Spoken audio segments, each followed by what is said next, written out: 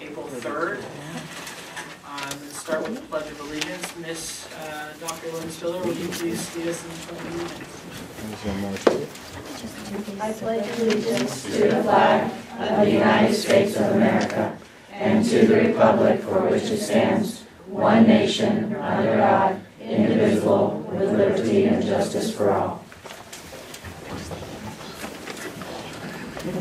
Okay, may the roll call show that we have Mr. Matt Jewett, Ms. Tiffany Arenas, and Mr. Zaragoza from the Governing Board present. We have Dr. Boyle present from Cabinet. We are missing tonight Ms. Robin Ferguson-Dravitsky and Ms. Donna Young from the Governing Board and Dr. Bachner from Cabinet. I'd like to welcome everyone to tonight's meeting and remind the audience of the request to adjust board cards that must be completed and submitted to the board secretary if they wish to speak to an agenda item.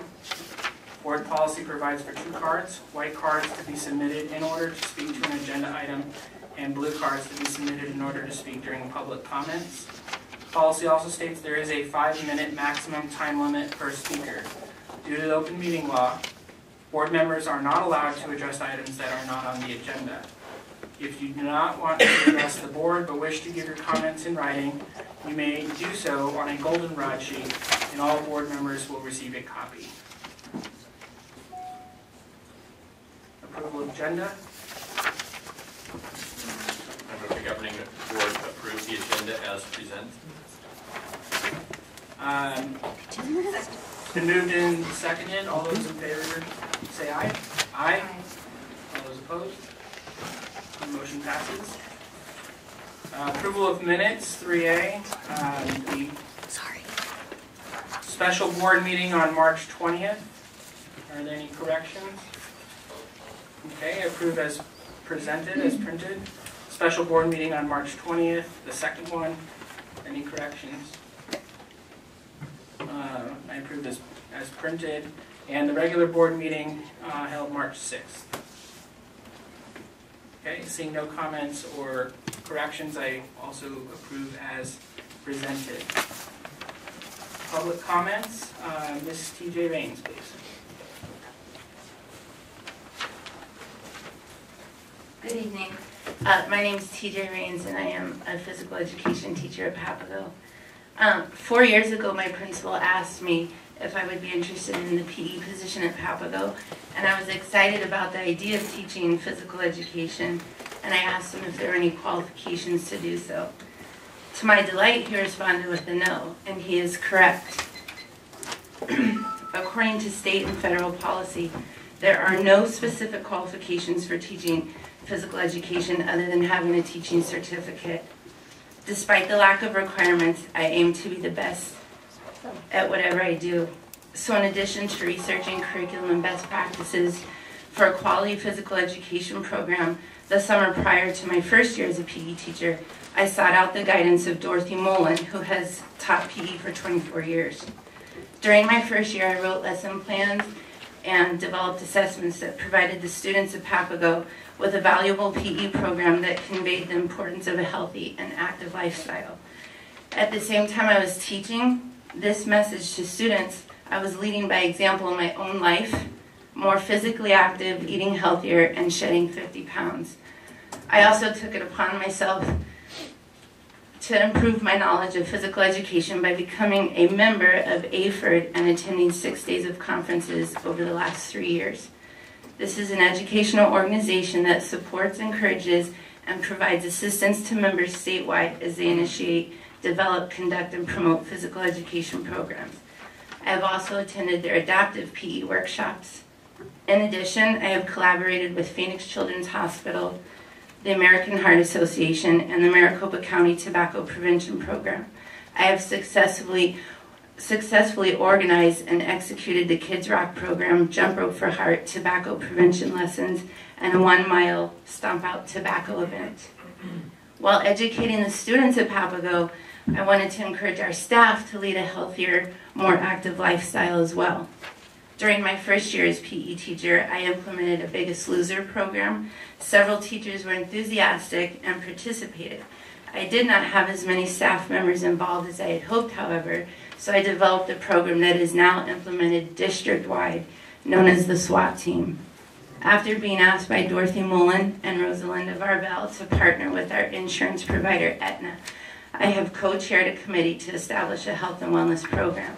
The program is in its second year, and we just successfully completed our second annual health and wellness fair that involved over 50 vendors and over $4,000 in prizes and giveaways.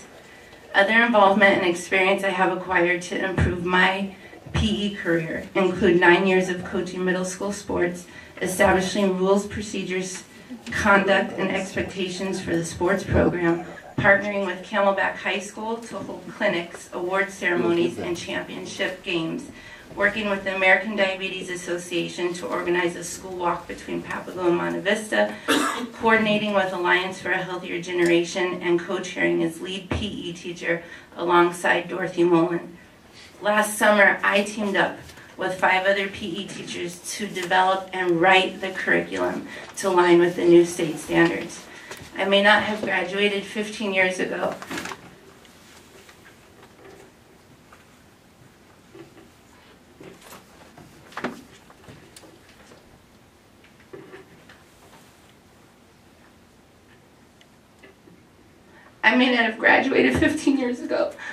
with a teaching certificate that includes a physical education endorsement, but that's who I am today.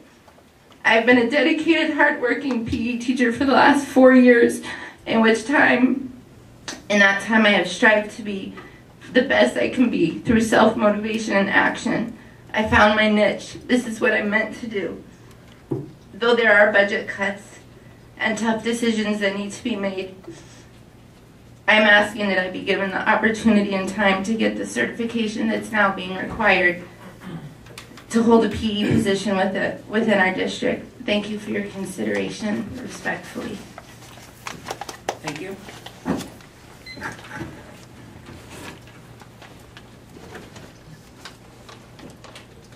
Dr. Boyle, Superintendent's report, please.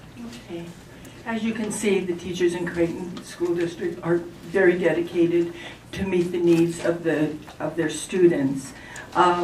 This first week of April, staff continues to provide instruction to meet the specific needs of students, looking at assessment based on the data from Q3. Staff has determined students for additional intervention and acceleration, and it does make a difference to the staff in our district that our students do well for their future, and we appreciate it. Governing Board Policy DIE requires that a final report of each separate fiscal management review shall be presented to the board for examination and discussion. Creighton District is required to procure the conduct of an independent audit annually under the provisions of the Federal Single Audit Act amendments of 1996. The CPA firm of Heinfield and Meach conducted the audit of Creighton School District for the fiscal year ending June 30th, 2011. And Quay Bolton Latari and Mary Del Spidel from Heinfield and Meach will present the audit report for fiscal year 2011, 10-11. Mr. Walmer.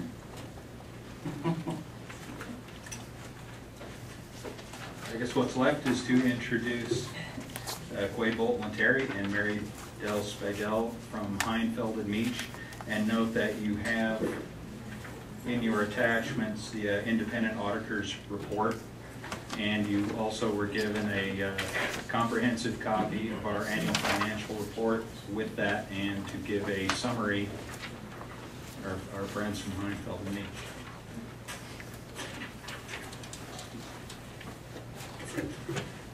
Good evening.